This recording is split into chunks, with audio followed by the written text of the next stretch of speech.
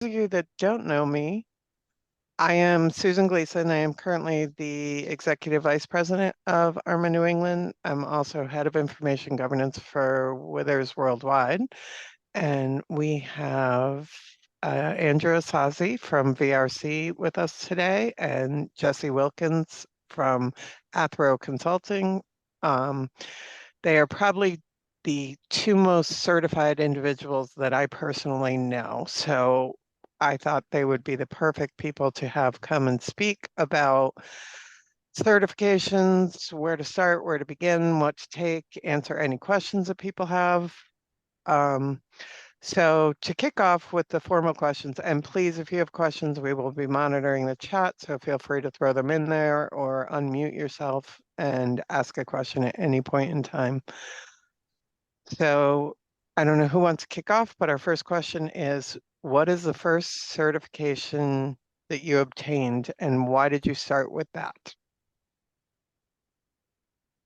Mr. Wilkins? Sure, I'll start. I came into the industry in 1996 working for a software company, and through a variety of reasons decided that I needed certifications to get advancement. And since I was a software quality tester, my first certification was the ASQ Certified Software Quality Engineer. It was a 4-hour open book test, and it still remains one of the hardest tests I've ever taken. You think an open book test is easier? It's not. One of the, like Jesse, I started my professional career in the mid 90s, and I went into IT right out of school. So my first certification attempt was to take the Microsoft Certified Professional exam for Windows 95 that I failed. And by the time I had the courage to start up again, I passed the MCP for Windows 2000. That was back in 2001. I took that. My first industry certification, I would say when I had the job in a true RIM IG type organization, it would have been the CIPP, Certified Information Privacy Professional, and that was in 2008. I'd had some security certifications before that, but that was the first RIM IG motivated certification to obtain. I want to come back to that then. The first industry certification I got was the CDIA Plus, and like you, Andrew, I failed it the first time around. And I think that's a thing that people don't appreciate enough. That on the one hand, yes, you want to be successful, you don't want to have to pay for the test again. But on the other hand, you don't necessarily have to wait until you're perfectly ready because you could take the test, and even if you pass, you get a plate of whatever that is. Even if you don't pass, you get the experience of having gone through the exam and having done some preparation, and you can focus your studying a little bit better. And so, like you, I passed the next time. You know, Jesse, that's great advice, and I forgot that I also took the CDIA Plus. I passed that in 2007, but I wasn't with a RIM IG company at the time. I was with well, I guess you could have been. I was with a copier sales company. I was one of their solution architects. That counts. I'll say the CDIA Plus was my first two because it was a year before the CIPP. I had to go back and look at my records.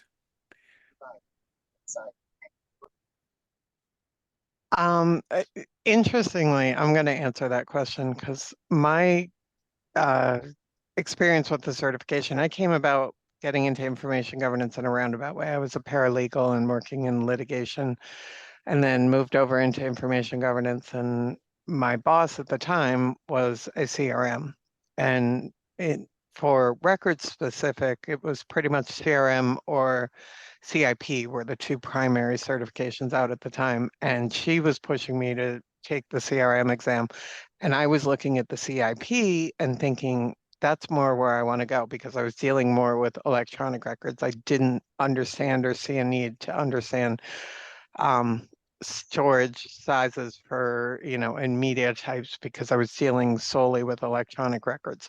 So I took the CIP exam first, and when I passed that, she was like, "Oh, good, that was good preparation for the CRM." And I was kind of like, "Oh God." But I did take the CRM, but the CRM now working in a law firm, I see a lot of relevance in what I'm doing with what I took in the exam, which I did not see at the time before I had taken it. Right. So with so many certifications out there, this was a good lead in. How do you know which one is the best fit for you? How do you figure out which one to take or where to start? Jesse? Oh, I'll start then. Um, I think it has to do with a couple of things. The first is what you want to be when you grow up. And obviously I'm still trying to figure that out myself, but I know that there are some things that I'm just never going to be into now, at least, knock on wood. And so I'm not going to be going for a lot of the certifications that Andrew has. I don't do information security. Hopefully I'll never have to worry about information security. I'll have people to worry about that for me. Um, right now, I think my next focus is on data governance. And so I'm starting to look at the certifications in that space. But I think it matters, where you're going. And then the other thing is, what is the perceived value both by you and your organization in terms of, is the thing actually worth the paper it's printed on? Yeah, I definitely concur with Jesse on what do you want to be when you grow up and where you're going. That is definitely a major consideration when you're looking at the certifications that are out there. I'd like to add that it could also be a way to validate who or what you are, what you know now. There's a Sure. number of individuals who maybe have worked as a records manager for quite some time, or maybe they've been a technologist in a certain period of time and never went through formal education or don't have a certification. And that could be a consideration to validate what you've learned up to a certain point, but not getting away from the idea of where you want to be moving forward. And I think that's a really good point, Andrew. And obviously, certifications really are designed to measure what we know, not something that you cram for, right? But I think both of those, it probably depends on where you're at in your career, right? Because if like us, we've kind of been there and done that a little bit, it's probably a little bit different from somebody who's just starting out. As you say, they've been working as records manager for 5, 6, 7 years. There's probably a finite list of them that would help them validate their experience and professionalism versus, you've got a broadly varied background, and so you may have a different approach. Yeah, it comes down to motivation, right? If you're motivated to learn and be out there and do that, great. Go through the process of doing a skills analysis or talk to your employer of where you want to be or your loved ones. And I've had conversations with folks who are much later in their career and their thought is, there's really no value for me. And, after that discussion, if that ends up being true, then that may be the case. Their employer's not asking them to, there's not other desires to achieve the certification. And that's where I typically turn that back around and say, you could be still a mentor to someone, and explain to them Right. how you were able to overcome without, but also understand too that that maybe you were unique in that situation where you did need that, and you may have to encourage someone else to pursue something. So, not to dismiss it altogether, but just know that maybe wasn't something that you needed to do, but that wouldn't be the case for someone else. Right. And how do you recommend, so if someone has chosen their first certification, how do you recommend that they start preparing for the exams or preparing to take the certifications? Want me to start with that one, Jess? All right. Well, what I've told mentees in the past is know what you're getting into. Just because you have experience taking a certification or taking a class for one institution or one organization doesn't mean that's going to be identical for the next. The resources could be very different the training could be very different. So understanding what's available to you, and then fitting that to your learning style. There are some instances where I was able to very much rely on the resources that were provided by an organization and solely use those. There were others where my knowledge just wasn't sufficient. There were too many I have no idea what I'm reading type comments, or, to myself. So I thought, I need to do more. I need to take a class or take more of a workshop or have a mentor. And then I think part of the preparation process too is understanding that that's a cycle in itself. So putting a milestone out there of setting an exam date, it can always be changed, in most cases. There might be some exam fees or things that you have to work out with that, but committing to yourself that you are going to take this exam, give yourself a little bit of motivation. That's all part of it. And then depending on the outcome, you assess and move on if you don't succeed. But then if you are able to succeed, then you're in a new life cycle of how to manage that exam moving forward. Yeah, I think it's interesting. A couple of points that you mentioned. One of them is mentoring, and I know some programs have formal mentorship programs. Not a lot of them, to be honest. At least the certifications that I've taken, I think only a couple of them offer a formal mentoring process. But that doesn't mean you can't still get mentoring or give mentoring. I actually have a mentee right now.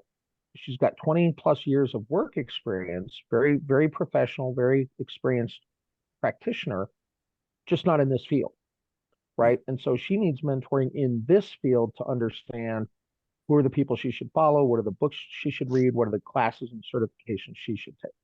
So don't discount mentoring just because your program, the one you're interested in, doesn't necessarily have a formal mentoring program. Similarly, I've heard of a lot of folks who have gotten certified in various certs over the years using study groups, right? And that's a little more decentralized. Maybe your company has decided that everybody needs to get, or half a dozen people need to get this certification. Well, you take domain 1, you take domain 2, I'll take domain 3.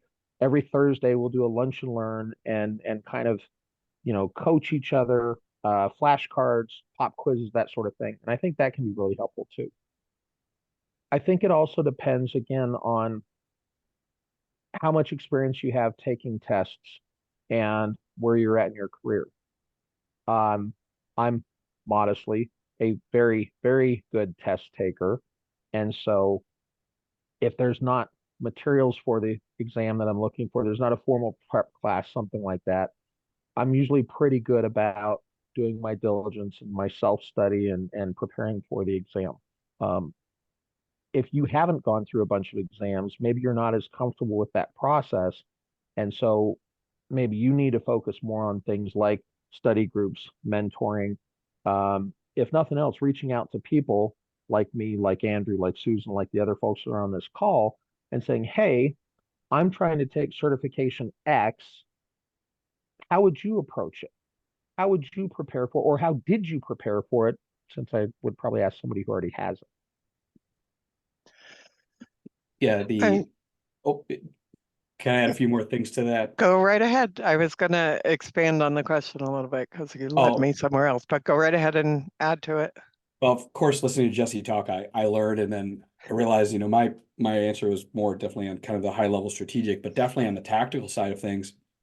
He had mentioned flashcards, and there are mentees that I've had for several exams that have developed their own questions in an app called Quizlet, and that allows them to, open up questions and review them as needed. It's a far cry from the day where I used to write in super small font on actual note cards and keep those in my pocket and walk around and read them when I was traveling. It's very flexible having that option. And the other benefit of that is when you get into a study group, you're able to share others' Quizlets or share a link and access other people's Quizlets, see their questions. So that's a great way to help with that. Now, qualify that with, that may be not a great question, but at least it's an option to see how other people learn and to just expand your knowledge with, a question or a topic that maybe you didn't see much of.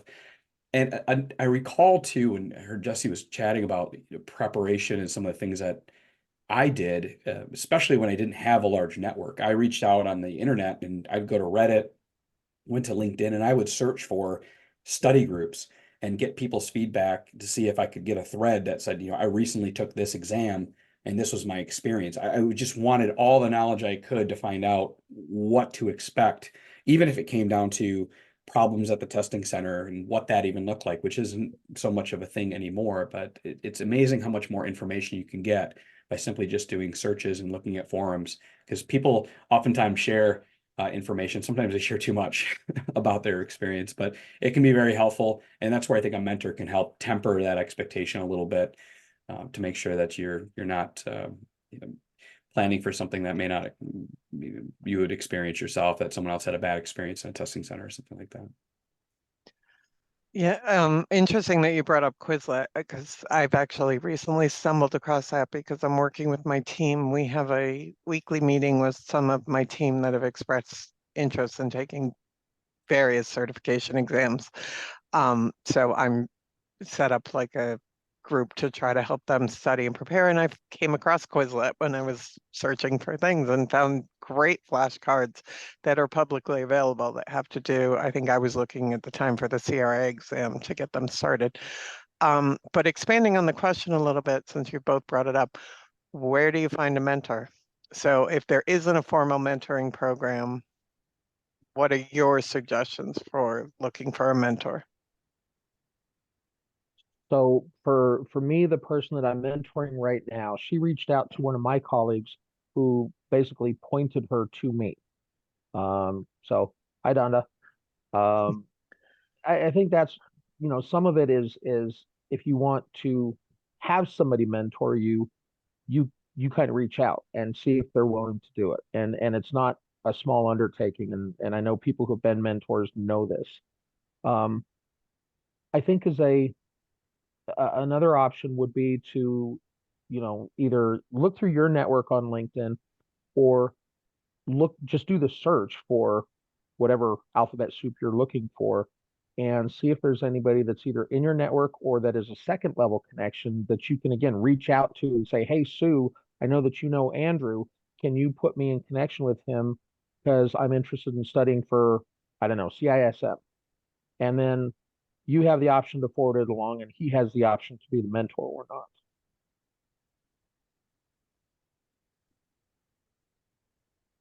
I have nothing to add. That was a fantastic.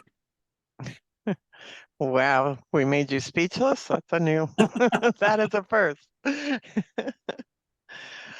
So moving on, what do you think that the impact of having a certification has on your job prospects or when you're hiring? If you're looking in the IG world in particular, you see a lot of positions out there that are asking for someone to have their CRM or to have their IGP. Are these companies just throwing out there because they're key buzzwords, or do they actually understand what the certification implies? You want it, or you want me to take it? I'll take a stab at this one. Okay. I'm going to start with the latter first. I think it's up to chance on whether the organization understands what the certification is. When I talk to folks who are job searching or helping them with their resume, it's always better to have it and list it. And if it aligns with the job description that was posted, that's great. That helps you. But go in with the understanding that you may have to educate them on what that certification is. Don't assume that just because they list a certification that the folks there would understand what it is or how it would help the organization and your role that you would potentially be given and that you would accept. So that's my stance on that. And I would say the impact of the certification, the marketability of a job, certifications are great. They're great to have it. However, there are instances where for folks who are kind of in mid-stage later in life, or they want to do a pivot, you may actually have to consider not listing a certification. For example, if you've been a lifelong CRM and you want to back off a little bit and maybe get a simple records job. I've had these conversations with folks, I don't want to run a big program. I've done it. I want to do something smaller and enjoy life and kind of have a slow retirement or slow transition into retirement, be able to enjoy life a little bit, you may not want to list a certification on your resume in that case. But in many other cases, majority of the time, listing the relevant certifications for folks like me and Jesse, if I'm looking for a specific job, I'm going to make sure I list the certifications, if they list those, the ones that I have, and make sure those are there. I may reference the others subsequently, but it can't hurt in a majority of the cases to have a certification. Yeah, I think that's right. And I don't want to preface this by saying I don't think organizations understand them at all. I think individuals within organizations generally understand them. And so if I'm the director of IG and I'm hiring a records manager, yeah, I get, all of our industry certifications. I know of them, I'm aware of them, I may have some of them. And so it's not as difficult for me to put that in a job posting. But if you pick a random organization who has no idea what our certs are, no idea what our associations are, and you ask them, to put that in a job description, at best you're going to get a blank stare. And I'm reminded of kind of an apocryphal example, but I think it's true, and I've seen enough examples of it elsewhere that I believe it. Um, Somebody was asked, a software development position was listed that asked for 15 years of Java development experience. This was 3 years after Java had been released. So nobody on the planet had 15 years of Java development experience. There was another one where this guy had developed some sort of I can't remember if it was Ruby on Rails, but some sort of a programming language. And he was applying for a job and they wanted 5 years of experience with that programming language. He's like, I guess I shouldn't apply since I only developed that language a year and a half ago. So bless HR people, but they don't know what our alphabet soup means. In terms of the broader question here, I do think, as Andrew said, certifications have marketability to the extent that they're relevant. Like Andrew, if I were applying for a records manager position, I probably wouldn't have the privacy ones and maybe the IG ones, and I certainly wouldn't have my certification development one on there. I might have it in the resume someplace, but it wouldn't be, brought out bold. And I certainly wouldn't list anything that is expired, like certified software quality engineer, CDIA plus, ICP, MOUSE. But I think that's standard resume, right? Tailor the resume and the messaging and your certs to your audience. And if I could add too, I think if you're on the other side of the table, if you're a hiring person, or if you're on a committee, a certification is not a guarantee that that individual is going to be a great employee. It means at one point they were certified and they knew what they were doing, but as I tell my boys, C's get degrees. It doesn't mean that you're going to get an individual who is at the top of the game and aced all of the exams, or maybe didn't do enough to keep their exam up or challenge themselves if their certification is X number of years old. So I think that's where you can tell during, as if you're a candidate for a position, knowing the questions being asked, if there are no questions about, have you developed a retention policy, or talk to us about your retention schedule, management work, or X, that can be an indicator too, that just because that certification is listed, it's not something that they really understand. So make sure if on the flip side, if you're in the hiring side, if it matters to you and you want to have a voice, make sure that that person, if they list that they're certified, you should be able to ask the basic questions and validate their answer. I wouldn't certainly hire on certification alone. Yeah, there's been a long history of what we call paper certifications as well, where people who are really good test takers can manage to get pretty good scores on exams that they're really not qualified for the underlying thing. And I've said it before, I'll say it again until people get sick of me saying it. The certification should validate what you know, your knowledge, your experience, your expertise. It's not something that you should be cramming for. And when you pass the test by 1%, you're like, all right, I am now God's gift to the universe in this area. And as Andrew said, I think that should come through pretty quickly in the interview, as long as the people doing the interview themselves understand the certs. And again, far too few HR people do.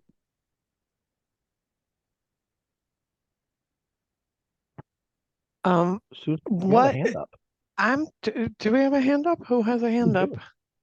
Sorry, I'm supposed to be monitoring that. It's me, Sue. It's Donda. Ah, then speak.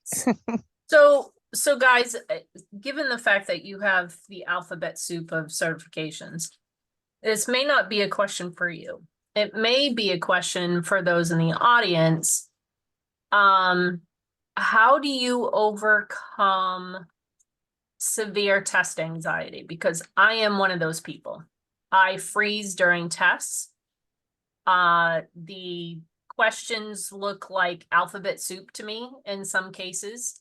So I'd love to hear from the audience and Jesse and Andrew and even Sue, if you guys have suggestions on, I can prep, I can read, but when I get in that room to do the exam, I freeze up. Yeah, I could take a stab at that one if that's all right. So very common to have test anxiety and anxiety around exams. It can be very stressful. Most humans don't like to be on the prospect of failing something, and it's not a good feeling. Fortunately, having spent time in academia and having a spouse who's a guidance counselor, there are ways outside of over preparation and burning yourself out on understanding the content. I strongly advocate talking to your doctor, your primary care physician, and explain to them the challenges you have. There could be medicines available. There could be potentially therapies that don't involve medicines that could help with mindfulness. And then last, there could be accommodations that the organization provides to you that can help with that, even if it's deploying some ADA type compliant ways to read questions to you, to get more time to take the exam, to have someone else available. So certainly don't feel like you're on your own. And in many cases, there are resources available beyond just the testing center and that organization to help you address those concerns. But that's a great question, Donda. It is, and I'll follow up with that. I had a conversation with somebody very recently who is just a brilliant person, but she would call it overwhelming test anxiety. She's neurodivergent, and the whole prospect of sitting butts in seats for 2 or 3 or 4 or 5 hours staring at a screen, because during online proctoring, you can't just stare off into space. That's cheating. You might have answers up there. So she freaks out.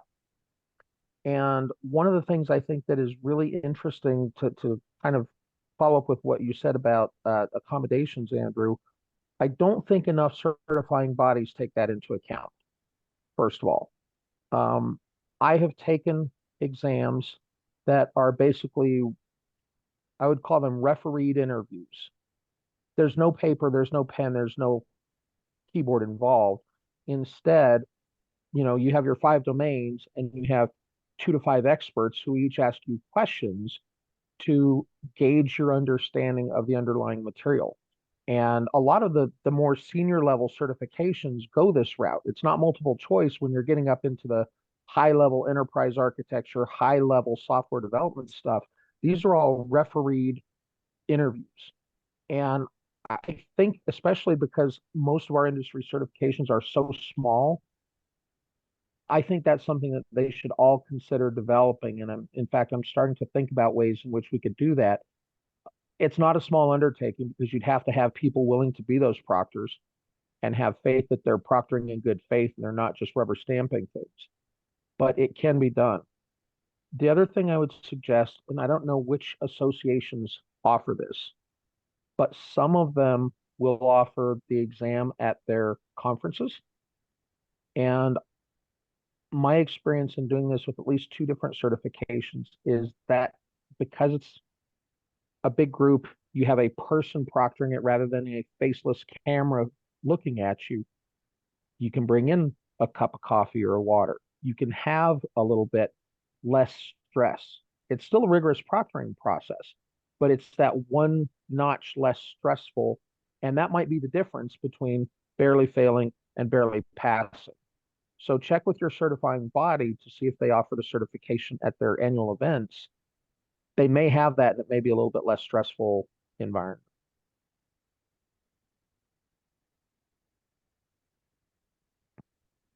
And thank you for the question.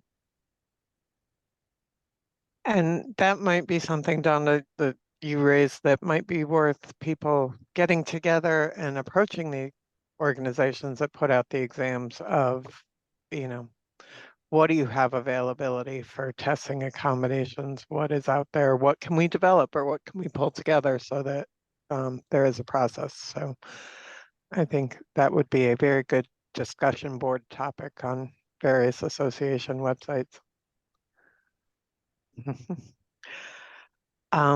So with the deluge of AI tools that have recently entered the market, we're seeing some certifications around AI that are IG specific or privacy specific AI. What are your feelings on these? Do you think it's worth pursuing an AI certification at this point in time? Do you think it's premature? Andrew, we're going to kick this one off with you because Jesse punted to you before you joined the call. Oh, did he? Okay, wonderful. Thank you, Jesse.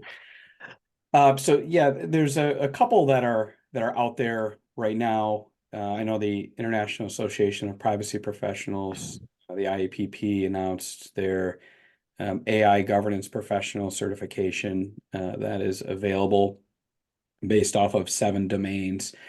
And also there's SEGOA that has the SEGO certification with a /AI component to it. And looking up on that, there's some standards that are listed for ISO and IEEE that it appears that they've created some training and they're examined around those. So from an industry standpoint, I think we're definitely seeing some version 1 AI certifications that are out there.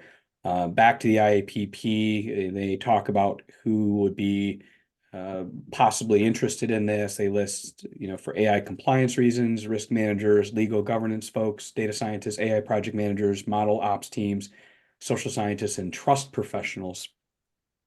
I'm not going to assume that means legal trust professionals, but I have not heard that term before, trust professionals. And then there's another certification called the Certified Artificial Intelligence Scientist that I researched, and that was organized by the United States Artificial Intelligence Institute, and they have their own domain. So when I read this and first came out with it, I think this goes back to the question about the marketability and what you want to be when you grow up. And that's certainly the approach I'm taking. And we often joke, Jesse and I, I'm done taking certifications and, not really planning. I think the real answer is for me, I'm not planning on taking any certifications, but if I feel the need, I'll have to do that. Right now, personally, I'm not feeling the need to pursue these certifications, but I know at some point I may have to do that. But that's just me. I think for individuals right now, the real opportunity and what I think would be something to consider, not necessarily start with, but consider, is look for an AI certification aligned with the tools that are already being used, or maybe it's just training or certificate. For example, if you're getting ready for understanding how Microsoft Copilot AI is being used in your organization, that could be something that's part of the Azure training platform. You could get training, and that could immediately help you in your organization with that software. And again, there's other software out there. So for me, I can see advantages of considering that and potentially starting there. If you are a consultant or you're someone who wants to expand their knowledge on AI and get a certification, clearly there's a few out here that can be pursued and looked at. But I think there's that understanding they are version 1. And as what we've seen over the past couple of years, AI has grown up very quickly.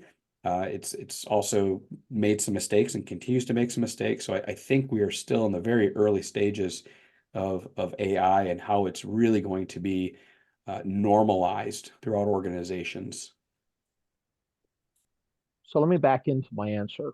I think every information management professional today needs to have a reasonably good understanding of privacy principles, privacy technology. I don't expect people to know the various flavors of ad tech and cookie tracking and pixel tracking, but you should understand that there are technologies out there that can contribute to or detract from privacy, what privacy design by design is, et cetera. Similarly, I think information professionals have a professional obligation to understand AI and also what a lot of these certifications are focusing on, which is really generative AI, right? We've been doing AI for decades, but a lot of what we're kind of looking at here is generative AI in the use of content creation and the use of auto classification and some other ways. And so, as Andrew said, you need to go get training. You need to get certificates. You need to do those things. There's some really good resources out there from Microsoft if you're in the Copilot world, and frankly, who isn't? Google has training on their AI model. Microsoft has OpenAI training. Coursera, LinkedIn Learning. There's lots of relatively low-cost ways you can get more familiar with AI and these other types of emerging topics as they come out. As far as the certifications go, I've said already, I think twice in this meeting, that certifications are backwards looking.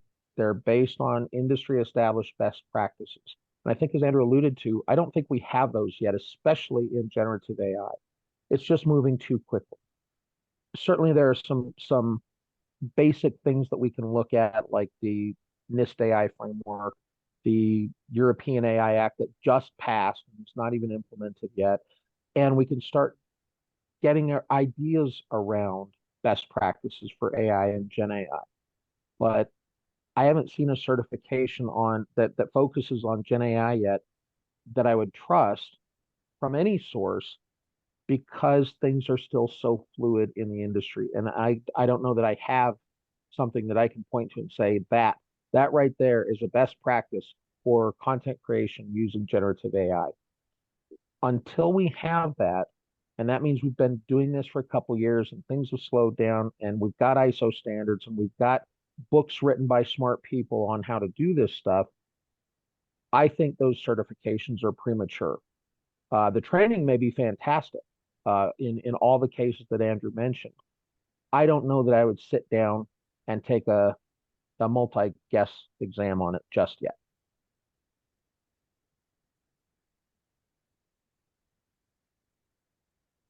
So shifting a little bit, talking about the training courses and the different things, how do you pay for your exams or your prep classes if they are not covered by an employer? And expanding on that a little bit, if you've obtained a certification, how do you pay for your CEUs that you need to maintain the certification?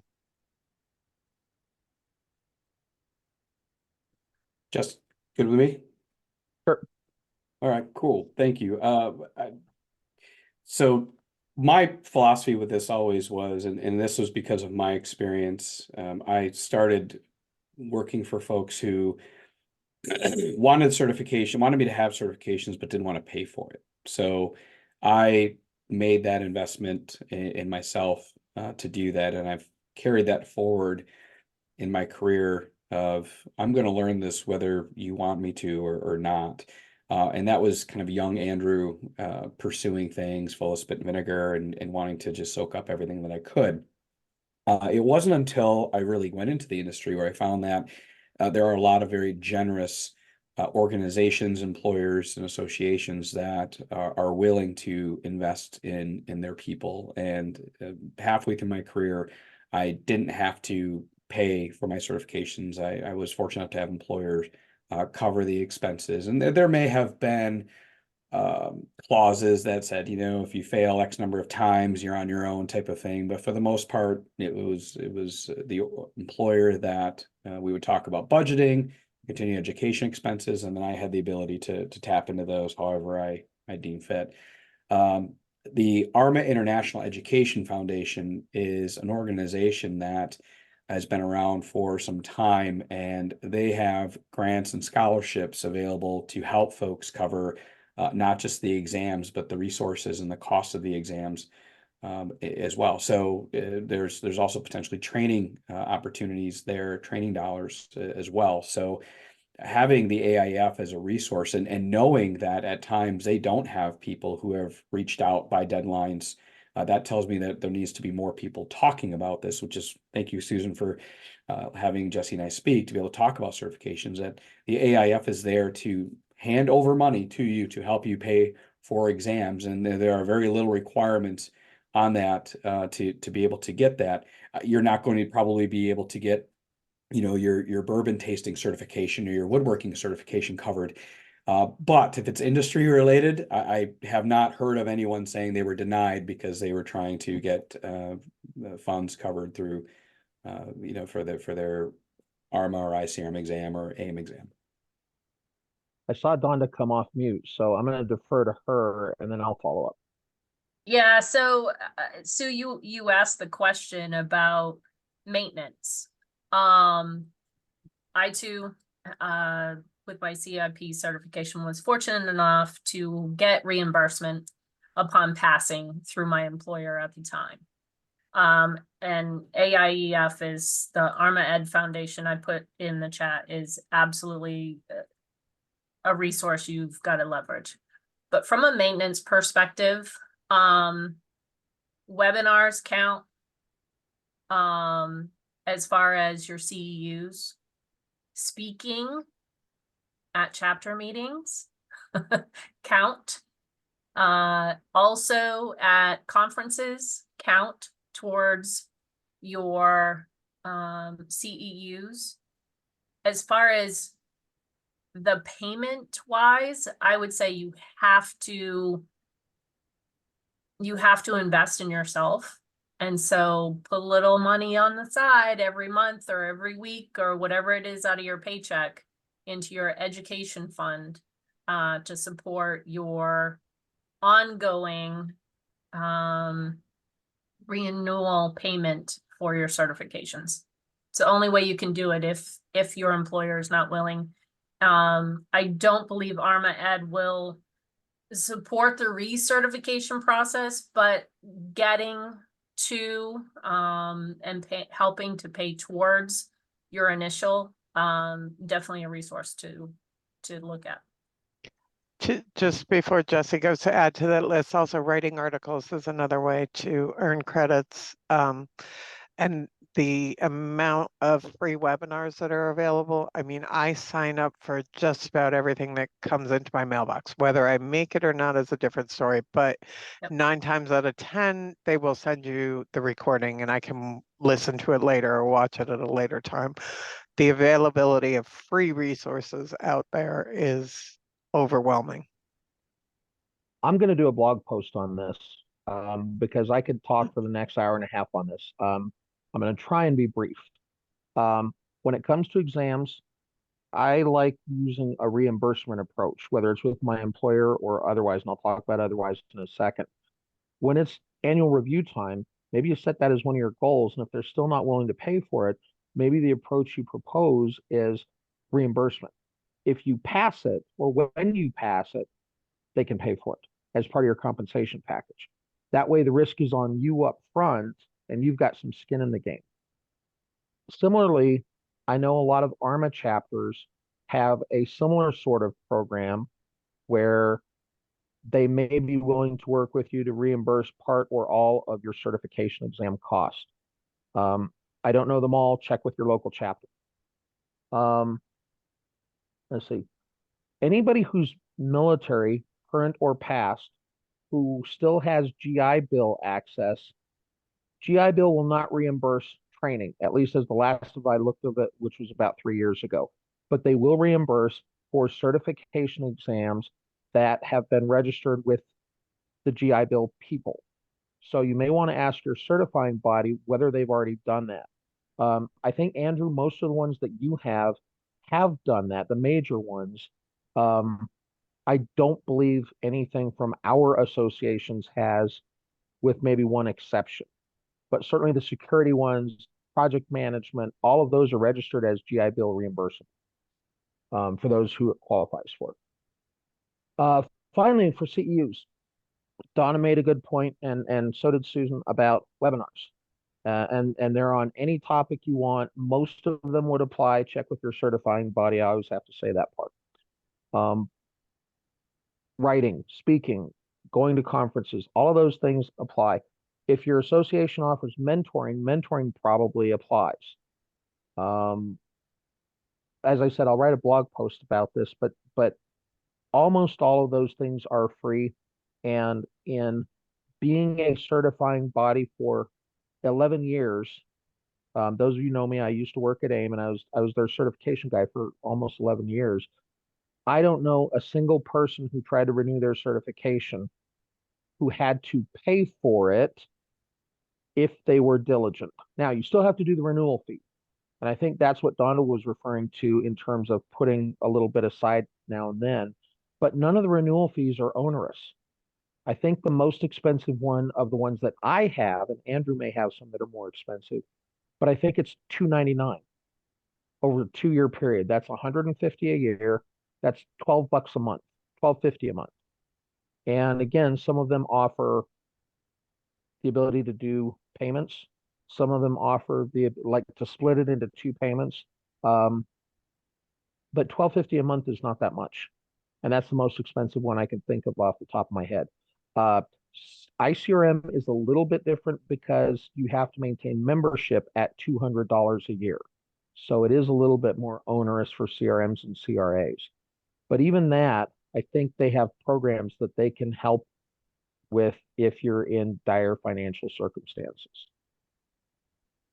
And Donda just posted into the trade chat or into the chat, try to bake certifications and memberships into your hiring, but I think you meant compensation requirements as part of accepting the job. Maybe it's 1 conference and 1 certification a year, something like that.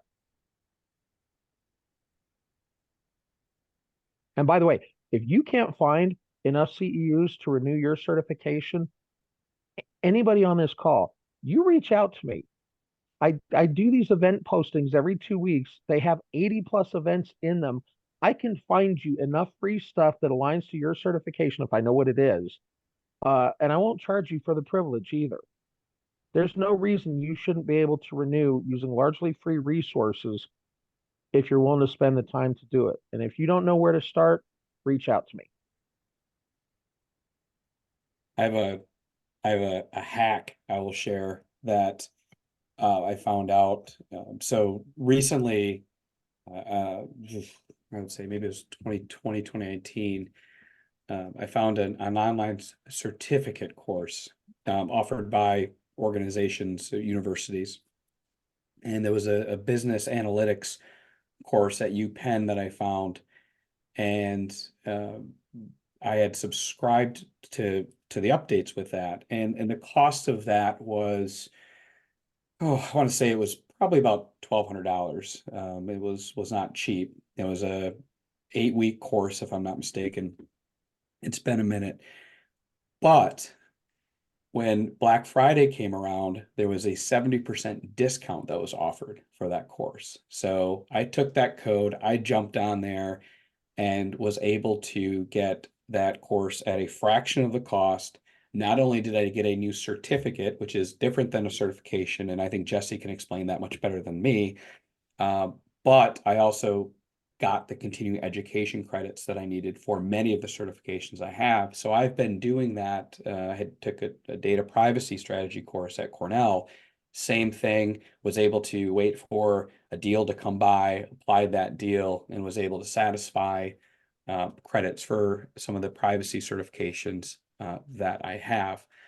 So that was a cool little affordable hack to be able to get that certificate from a pretty well-known institution, but also double up with that continuing education credit. And that also means that, yes, I do double dip. If I go to one course and it's applicable to many things, I will submit that course or that session or that training or that teaching that I've done to multiple certifications. And that helps me condense the amount of time needed to maintain those.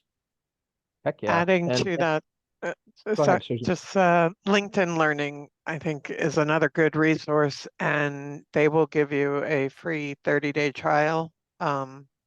to see if there's courses, but they have courses on everything you imaginable.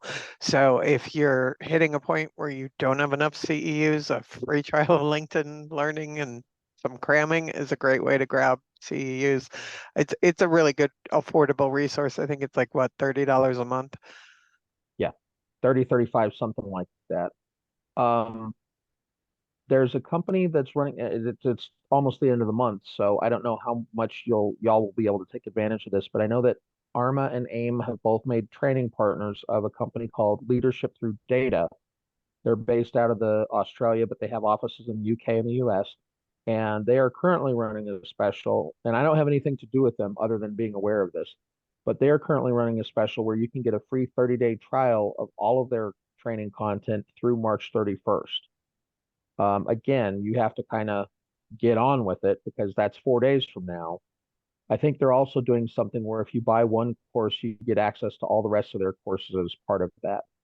But again, look for that stuff. Also, keep in mind that vendor content probably also counts. Vendor training counts, demos count, as long as it's educational. And if you're at a mixer at a conference, an offsite party with a vendor, I certainly wouldn't count that as a certifying body. But if you went and you did a demo through insert vendor name here and it's an hour long and you get something out of it, submit it. Your certifying bodies may accept it. And you're never going to have to pay for a demo. So we have about 5 minutes left in the meeting. Just if anybody has any questions that they want to raise, or let's see, Greg just raised, check with other organizations within your company as well. Great point. Some groups will have a learning platform for them, which may contain courses you can gain CEU for. There's a hand up. Meg, you have your hand up. Yes, I do. This question came to me directly, and I said I would ask the group for her. Do you think there is a shift away from records management certifications in favor of IG, CIGO, privacy and security certifications? That's a whole nother webinar. Well, it is. I think a lot of that comes to perception and comes to where you're at in your career. I wouldn't recognize IGP to anybody straight out the box. Then again, I wouldn't recognize recommend CRM to anybody straight out the box. You need some experience under your belt before you can go after any of these. But I embrace the healing power of and, which is why I've got so many letters that cost me so much money. And I suspect Andrew is kind of the same way. For me, it's privacy and AI and IG and even RIM because they all bring different perspectives. Now, I'm a consultant, and so I don't have to focus as much as maybe practitioners do. But I think it still comes down to what are you doing and where you're at in your career. Donna, I see your hands up. Yes, hi. I'm currently studying for the CIPP US exam, and one of the options that they provided to us was to be able to take the exam at home. I didn't want to go down that path because I was fearful that my technology, my laptop might give out, and I was fearful that I'd lose the money. So I'm going to actually go to a test site. But has anyone ever done that? I'm kind of curious. And like, how does it work? Like, how do they monitor you? I mean, I'm guessing, I have no idea. Obviously, you must have to have a camera on your laptop. Yeah. Yeah. Go ahead. Oh, no, I was just going to say one certification that I took was at home, but you signed into a Zoom meeting and they could monitor you, and then you signed into the testing app at the same time. Got it. Got it. Okay. Stigo has done that way. Yeah.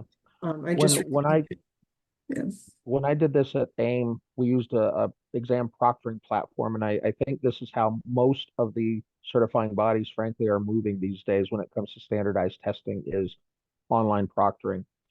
You have to have a webcam. You generally have to have a clear, noisy, people-free space. So if you're going to do it at the office, you probably should do it in a conference room with a closed door rather than in your cube with every Tom, Dick, and Jewel passing by saying hi. But my experience has been that they're rigorously proctored.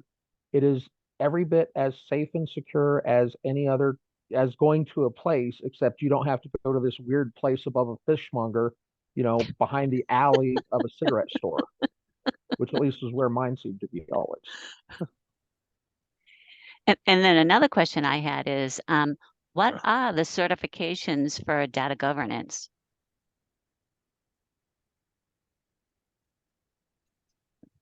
Andrew, you looked into this at all yet? It's been a bit. There is a certification that I found.